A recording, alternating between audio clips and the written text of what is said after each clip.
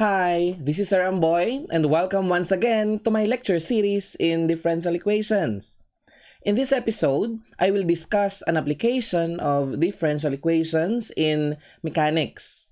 Specifically, we will study the motion of objects in a fluid that exerts some resistive forces on the object. In the free-fall problems that you have encountered so far in physics, and even in calculus, air resistance is neglected. However, the actual motion of a freely falling body is affected by air resistance. And this is the reason why skydivers attain some desirable speed, yung tinatawag natin na terminal velocity, before they land on the ground. So, to model the situation, we will use Newton's second law of motion to obtain first a differential equation. After that, we will find the solution that describes the velocity of the object at any given time. And now, knowing the velocity, we can also find the total distance traveled by the object. And in case of a skydiver, knowing this information would allow us to determine the altitude of the skydiver at a given time. We can also calculate the terminal velocity of the skydiver. So if you're ready, let's begin our discussion with this problem. So here's the problem. An object with mass m is dropped from rest at a certain height h(O) above the ground. The air exerts a force on the object that is proportional to its velocity. So ano ang gusto nating malaman? First, what is the differential equation that describes the motion of the object? Next, we would like to find the velocity of the object as a function of time. Actually, itong velocity na ito, yan ang solution ng differential equation na nasa letter A. Okay? And letter C, what is the terminal velocity of the object? To solve this problem, let me use an apple as an object. Okay? So, yung mass ng apple ay m, initially, ang height niya above the ground ay h(O), and it is dropped from rest, which means that its initial velocity is 0. Okay? So, isulat natin yan. Ang initial velocity niya ay 0. The air exerts a force that is proportional to the velocity. Okay, so yung drag force daw ay proportional sa velocity. So yung drag force, i-represent natin as Fd and it is proportional to the velocity. Ngayon, kapag ang object na ito ay nahulog, nag-fall na siya. Ay, shit, na-fall. Oh, no, walang sumalo. So kung walang sumalo sa kanya at na-fall siya, mababasag siya. Okay, tama niya sa ground. Wasak yung apple. Now, pagpalagay natin nasalo yung apple, o, di ba safe siya. So, hindi siya mababasag. Ganun din kapag tao. Kapag ang tao na fall at walang sumalo, ouch! Mabobroken yan. Pero pag may sumalo, edi hindi siya broken. Now, ibalik natin yung apple. Ito yung apple. So, let us analyze the problem by indicating the forces that act on the apple as it falls. So, what are the forces? First, the force due to gravity is equal to the weight of the object, which is mg. Okay, so m is the mass and g is the acceleration due to gravity. Now, aside from the force of gravity, this object is also subject to air resistance. Nabanggit dito, no? So, yun daw, air resistance ay proportional doon sa velocity. Ano kang tawag doon sa force due to air resistance? We call it the drag force, and the problem says it is proportional to the velocity. Since the object is traveling downwards, yung velocity niya pababa, di ba? So that means yung drag force which opposes the velocity is upward. And because it's proportional to the velocity, we can represent it as kV. Kung saan yung K ay ang proportionality constant na tinatawag natin na drag coefficient. Okay, so this drag force is an opposing force.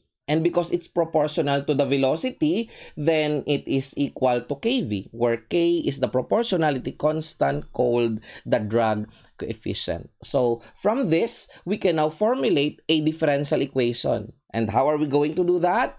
By first applying Newton's second law of motion. Applying Newton's second law of motion, which tells us that the net force acting on a body is equal to the product of its mass and acceleration, makakapag-formulate tayo ng differential equation. So ano ba yung net force? Yung net force dito is itong kV at saka mg.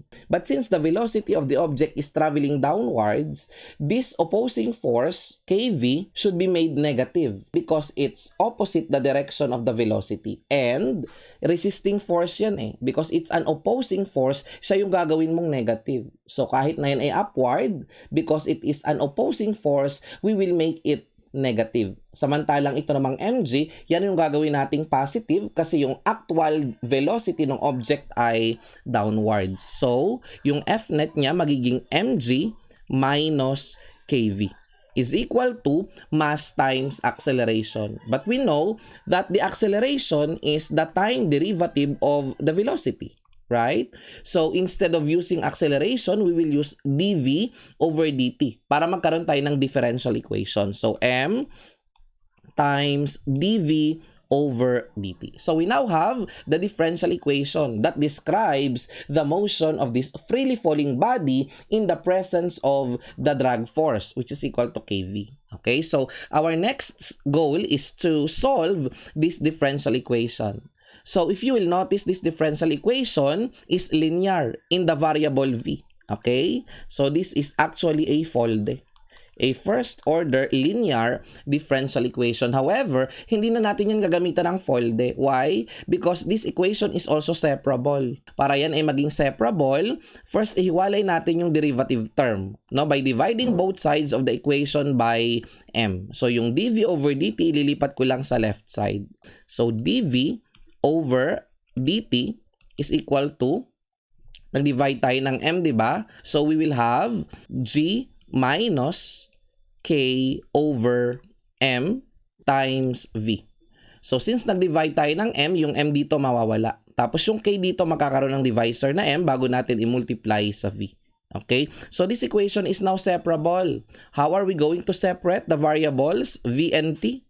So here, v is our dependent variable. That is why yung solution ng differential equation na makukuha natin dapat ay velocity as a function of time. Here, the unknown function that we are looking for is the velocity. Kaya yung makukuha nating solution dapat velocity as a function of time. Ngayon, i-separate na natin yung variables.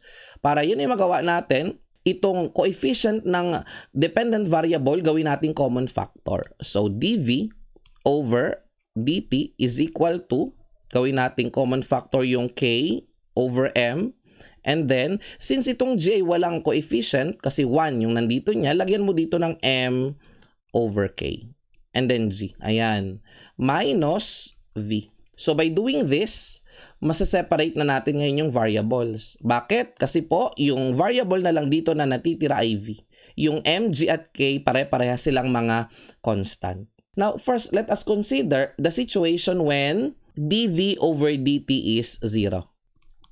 If dv over dt is equal to 0, ano ang ibig sabihin nun?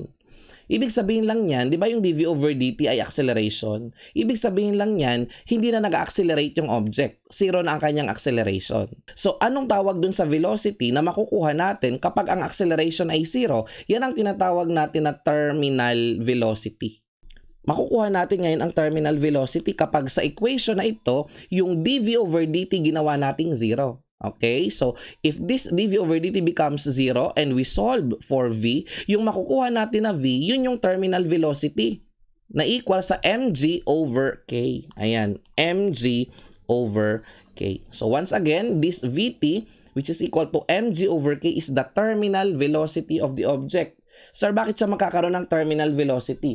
Kasi yung object na ito, habang bumababa, yung velocity niya ay nag-i-increase because it is accelerating. However, yung drag force na na-experience niya, lumalaki rin. Okay? Kasi nga, it's proportional to the velocity. So, darating yung time na itong drag force na ito, magiging equal na sa mg. Kapag yun ay nangyari, equilibrium na yung condition. At dahil yan ay equilibrium, 0 na ang acceleration, yung velocity ng object na ito hindi na bibilis. Magiging constant na siya. At yun ang tinatawag na terminal velocity. So ngayon, pwede na nating i-write ang differential equation na ito using the terminal velocity, no? Instead of using mg over k, we'll replace this term with vt. Tapos i-separate na rin natin ang variable. So, dv over, eto yon, vt minus v equals, itong k over m, mamumultiply ng dt. K over m multiplied by dt. So now we can solve the differential equation by integrating this term. We will get negative ln of vt minus v equals k over m multiplied by t and then plus c. So if you want to solve for v, which is yun naman ang goal natin, i-multiply muna natin ito ng negative 1 both sides. After that, we raise both sides of the equations to e para may makuha tayong vt minus v equals e raised to this quantity. Now, let us solve for v. No? Yung v ilipat natin dito at yung e raised to something ilipat natin sa kabila. Okay? So now, the velocity is equal to vt minus e raised to negative k over mt and then plus c.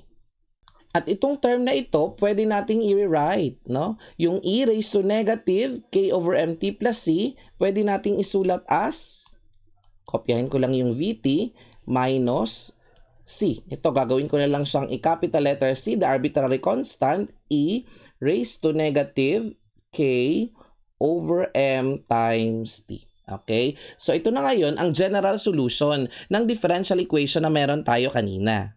Now, pwede tayong makakuha ng particular solution kung i-impose natin ang initial condition na ang velocity sa simula. No? Yung initial velocity ay 0. Bakit? Because it is said that it is dropped from rest. So, solve natin ngayon yung yung particular solution. Ang initial velocity daw ay 0. So, 0 is equal to vt minus, etong c kokopyahin ko lang, and then e raised to 0 is 1. So, 1 na lang siya. So, obviously, c is now equal to the terminal velocity vt. Ayan. So, dahil alam na natin yung value ng c, pwede na natin siyang i-plug in sa general solution para makompute na natin ngayon yung equation ng velocity at any given time. Diba? So, the velocity of this object at any given time is given by, okay, so vt minus vt uli. So, common factor na lang yung vt. Vt, the terminal velocity, times 1 minus e raised to negative k over m times t. Ayan. Okay? So, this is now the solution of this differential equation. And this solution describes the velocity of this object at any given time in the presence of an air resistance. Okay? But here, air resistance is said to be proportional to the velocity. So, in case that the air resistance is not proportional sa velocity, then hindi mo magamit ang formula na ito. Again, this velocity function is applicable only if the initial velocity is 0 and if the drag force due to air resistance is proportional to the velocity. Now, let us analyze this velocity function. Habang tumatagal, as t approaches infinity, anong nangyayari sa velocity? Okay, so we notice here that we have a negative exponential that will decay with time. So habang tumatagal, ang term na ito, paliit ng paliit. At kung yan ay paliit ng paliit, it will approach 0. Diba? So that means habang tumatagal, this velocity approaches the terminal velocity. And that is why tinawag siya na terminal velocity. Kasi habang tumatagal, yun ang speed na i-approach ng object. O, di ba? So now, remember that this terminal velocity Vt is equal to, sulat natin dito, kasi tinatanong siya sa letter C, the terminal velocity is equal to mg over k. Nakuha na natin yan kanina. Ano? Paano natin nakuha? Kapag ka ang acceleration ay 0, ito yon, yung dv over dt, kapag nag-0 yan, at isinolve mo yung v, yung makukuha mong v, terminal velocity. Ito na yun, mg over k. Diba? Madali lang? Ano pang gusto nating malaman? What if you want to find the distance that the object has traveled after t seconds? Madali lang yan. Bakit? Because we know that the distance traveled is related to the velocity. Ano ang relationship? Remember that v equals dy over dt. If the distance is y, then the distance traveled can be obtained from the velocity. Okay? Paano? Eh di ba dy is equal to v dt, right? So that y can be obtained by simply integrating the velocity function, 'di ba? And since meron na tayong velocity function, i-integrate mo lang 'yan, makukuha mo na ngayon ang distance traveled after t seconds. Okay? So paano 'yan gagawin? Y is equal to the integral of, okay, yung velocity function kanina, rewrite lang natin dito ha. Okay, that's vt minus vt times e raised to negative k over m times t. Okay, di ba yan yung velocity function and then dt. So kapag yan ay ating in-integrate, may makukuha tayong sagot. Ano? So, ang sagot is, palitan ko lang ang color, vt multiplied by t kasi constant to, minus this constant also vt. Tapos kapag ito in-integrate ko, yung exponent niya na negative k over m, magiging multiplier. Negative m over k. And then kokopyahin ko lang siya, e raised to negative k over m times t. And of course, plus c. O, diba? Now, let us rewrite this expression for y. Y equals vt, the terminal velocity, times t, the variable time, minus minus is plus, kopyahin ko lang yung terminal velocity dito, times m over k times e raised to negative k over m times t. And then the arbitrary constant c. Ayan. So kung gusto nating malaman yung value ng c, kinakailangan meron tayong initial condition. And that is the value of y when t is equal to 0, yun yung y of 0. Na ano ang value? Okay, to illustrate that, halimbawa, dito galing yung object. Yan yung initial height. At ito yung ground. Okay, so from here to there, okay, ito ang initial height na ho. Okay, halimbawa, initially andito yung object. Okay? Tapos kapag siya inahulog na, it will travel a certain distance y. Okay? So if the object at a given time is here, this is y, the distance traveled. But initially, andito yung object eh. No? So kung andito ang object initially, wala pa siyang natatravel na distance. Kaya, ang y of 0 ay equal sa 0. Diba? Ngayon, isubstitute natin yan dito sa expression ng y. Kapag ang t ay 0, ang y 0 din. So 0 equals, itong term na to magzi-0, at itong term na ito kokopyahin ko lang, vt times m over k, and then e raised to 0 is 1. So here, we will have c. Therefore, the value of c is equal to negative vt times m over k. Ayan. So, since meron na tayong value ng c, makukumpleto na natin yung expression for y. Ano? Ibahin ko lang ang color niya. The expression for y, which is the distance traveled by the object at any given time is, oops.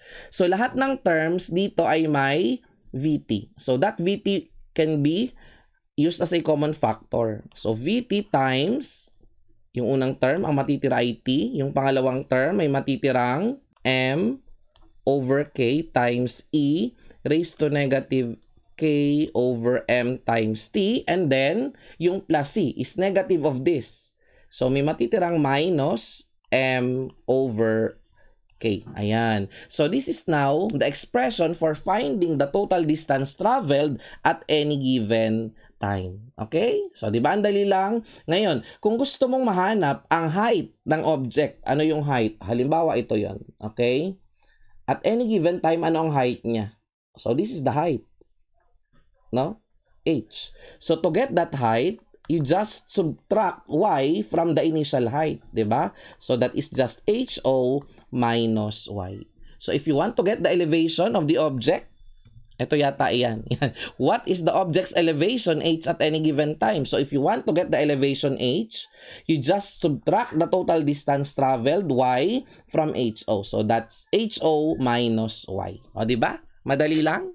And so now, to demonstrate how to use the formulas that we have derived, mag-solve na tayo ng mga sample problems. A body falls from rest against a resistance that is proportional to the speed at any instant. Ayan, so sa problem, nabanggit na ang a resistance daw ay proportional doon sa speed. Okay, so applicable dito yung mga formulas na na-derive natin kanina. Bakit? Kasi po sa problem na ito, ang a resistance ay proportional din sa speed. 'Di ba? Yun yung situation na minodel natin kanina. So, sa letter A, ang terminal speed daw ng body ay 128 feet per second. Ano daw ang kanyang speed after 2 seconds? Okay, so isulat natin dito, the terminal velocity is 128 and the unit is in feet per second. So, here in this problem, we'll use English units. Ano daw ang speed after 2 seconds? So, if you recall, the velocity function na na-derive natin kanina, that's equal to the terminal velocity Vt times the quantity 1 minus e raised to negative k over m times t. Okay, so di ba yan yung velocity function? So, itong 128 na to, ito yung terminal velocity niya, di ba? So, ano yung k at m? So, hindi given. Patay tayo dyan, no? Baka hindi masosolve kasi hindi given. No, masosolve mo siya. Bakit? Because if you recall, the terminal velocity Vt is equal to mg over k. And here, we want the quantity k over m, 'di ba? So makukuha natin 'yan dito, no? Yung k over m ay equal sa g over vt. Okay?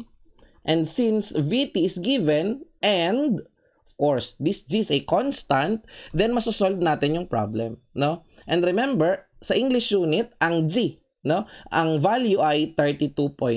So para mas madali, 32 na lang yung gamitin natin. Eksakto, approximate. Okay? So, V is equal to 128 times 1 minus, okay, so E raised to negative K over M, which is equal to G over VT. So, that's 32 over 128. Okay, times 2. Bakit po? Kasi after 2 seconds daw. So, times 2 na lang natin yan. We can now solve for the velocity of the object after 2 seconds. 128 times the quantity 1 minus e raised to negative 32 over 128. That's 1/4, right? Okay, so 1/4 times 2. Ayan. Parenthesis equals. So, ayan, nakuha na natin yung value ng velocity, 50.36. So, the unit will be feet per second kasi English yan, no? 50.36 feet per second. In letter B, if the object is dropped at a height of 150 feet, ano daw ang elevation from the ground after 2 seconds? Okay, pagpalagay natin, ito yung height kung saan siya ipinatak, tapos ito yung ground, 'di ba? So, ang taas niyan is 150 feet daw. Pagpalagay natin na after 2 seconds, yung object ay nandito. Ganun na siya kataas. So, ito yung matitirang elevation na hinahanap natin. Ito yung h. Nasabi natin kanina ay equal sa HO minus y. Diba? Okay. So, meron tayong equation sa pagkukompute ng y. Yung mahabang equation kanina. Balikan natin. That's Vt times the quantity t plus m over k times e raised to negative k over mt minus m over k. So, copy-paste lang natin yun ha. Vt times t plus m over k e raised to negative k over m t minus m over k. So, we will just substitute the values. The terminal velocity is 128 times. So, yung t is after how many seconds? After 2 seconds plus yung m over k is 128 over 32, which is 4. Diba?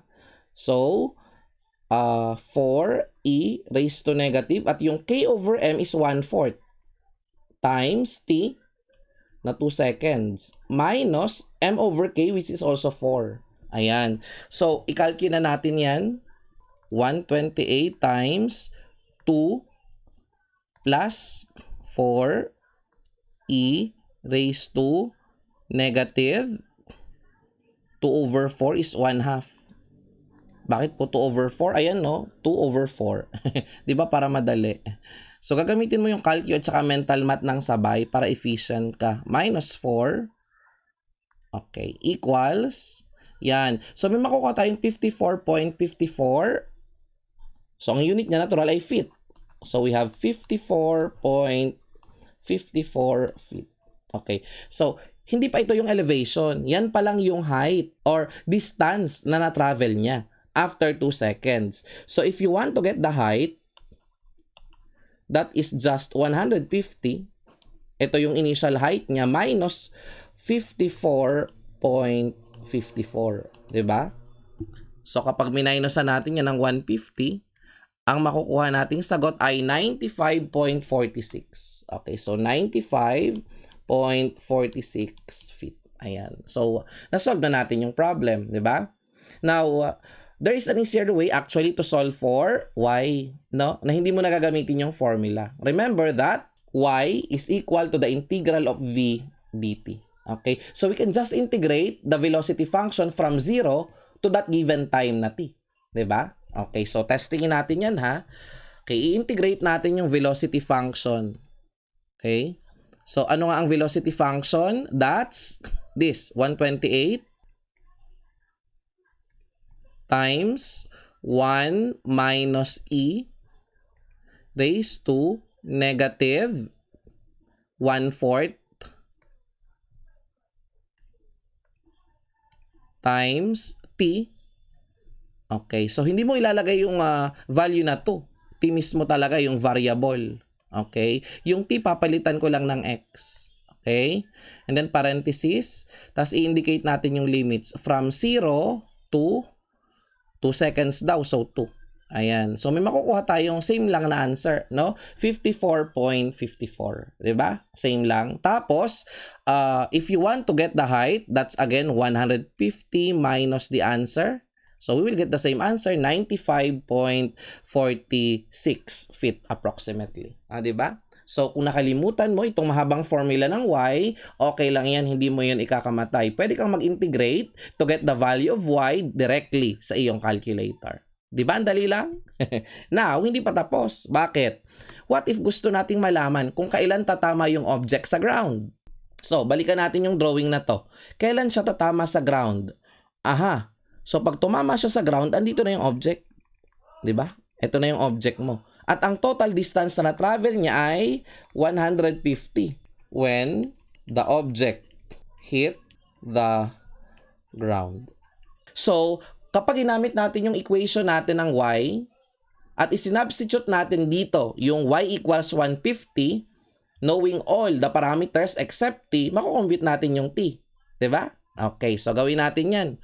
So, 150 is equal to 128 times, ano nga yung t dito?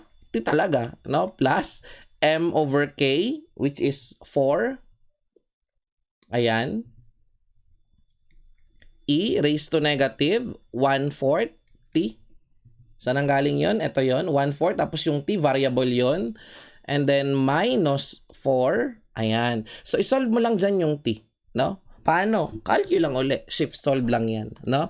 So, 150 equals 128 times alpha x. Yung time, ginawa kong variable na x sa calcu. Plus 4. And then e raised to negative 1/4. Diba? 0.25 yun. And then x. Okay. Minus 4. Parenthesis, do not forget.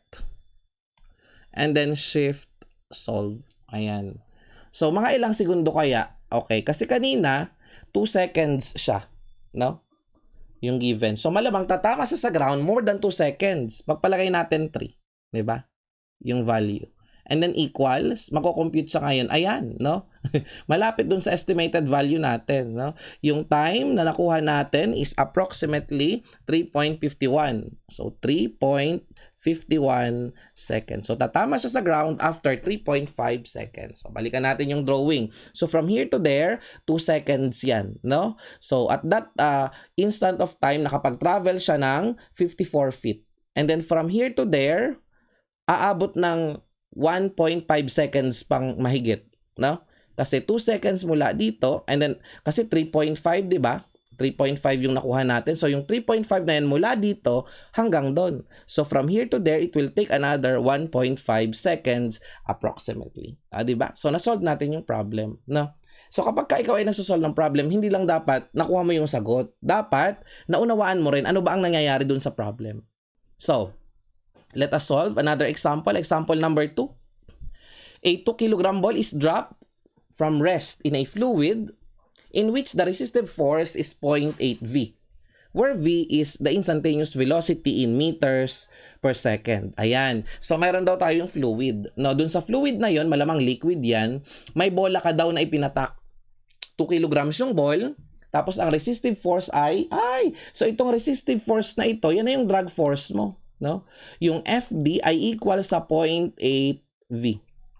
And therefore, from this equation, obviously, the value of K is 0.8 because FD is equal to KV. Diba? So, alam na natin yung value ng K, no? Given sa problem. Ano daw ang speed after 4 seconds? So, since in this problem, the drag force is proportional to velocity, yung formula ulit na dinerive natin kanina, magagamit natin. Diba? Ano nga yung velocity function? That's the terminal velocity Vt times 1 minus e raised to negative k over mt. So, ano yung terminal velocity? That is mg over k. Lagay natin dito, mg over k, kung saan ang m ay 2 kilograms, tapos yung g, kilograms yan, meter per second. So, ang gagamitin nating unit ay SI units, kung saan ang g ay 9.8 divided by k na 0.8. So, pag kinalculate natin yan, that's 2 times 9.8 divided by 0.8 equals 49.2 or 24.5. Ayan. So, alam na agad natin yung terminal velocity. This is 24.5 meters per second. Ngayon, makukompute na natin yung speed niya after 4 seconds. No? V of 4. So, we have Vt, which is 24.5 times 1 minus e raised to negative k over m. Ano yung k? 0.8. Ano yung m? 2. And then, times t, which is 4. And then sa calculator, pag pinindot mo yan, 24.5 times 1 minus e raised to, ayan. So, yung 0.8 over 2 is 0.4. Diba? Negative 0.4 times yung t na equal din sa 4 parenthesis equals 19.55. Ayan. So, nakuha na natin yung velocity niya after 4 seconds. We have 19.55 meters per second. And then, how far has it traveled? Ayan. So, if ever, halimbawa, nakalimutan mo yung formula ng y. Di ba yung y, sabi natin kanina, makukuha natin mula sa integral ng velocity function. Okay? So, i-integrate lang natin ito sa calculator natin. That's the integral of this one, 24.5 times 1 minus e raised to negative, ito yon, 0.8 over 2, which is 0.4. Diba? So, 0.4. And then the variable. Huwag mong ilalagay yung 4, ha? Yung variable na t, which in the calculator is x. Okay. So, indicate natin ngayon yung limits. Mula simula hanggang 4 seconds. Ayan. So, after 4 seconds, it has traveled a total distance of 49.12 or approximately 49 meters. O, di ba? Ang dali lang. Ganun lang kadali. So, kung gusto mong malaman yung height niya, kagaya ng ginawa natin kanina, di dapat, alam mo yung initial height. Dito naman hindi binigay eh. So, hanggang dyan na lang tayo. Anyway, itong formula na ito, remember that this can only be used if the initial velocity is equal to 0. And if the drag force is equal to kV, meaning ang A resistance ay proportional sa velocity. But what if, in a given problem, the air resistance or the force due to air resistance is no longer proportional to V? Okay, so in that case, kinakailangan mo mag-formulate ng panibagong differential equation modeling that particular situation. And before I end the discussion, I will leave you with this practice problem. No? Para after mong manood ng lecture vid and after mong magpahinga, matetest natin kung ikaw ay talagang may natutunan kapag sinolve mo ang practice problem na ito. Okay? So, meron daw isang skydiver, 165 pounds siya. He jumps off from a plane at a height of 10,000 feet. So, typical value ito. Kapag nag-skydiving, ang height kung saan ka tatalon is 10,000 feet. In the first 30 seconds, syempre wala pang parachute. No? So, ikaw ay nag-free fall pa lang. Pero, hindi talaga yun walang air resistance. Bakit? Kasi pag ikaw ay nag-free fall, di ba nakaganyan ang kamay mo, nakabuka, naka-spread out, may air resistance doon. No? Assuming na ang air resistance ay proportional sa velocity. No?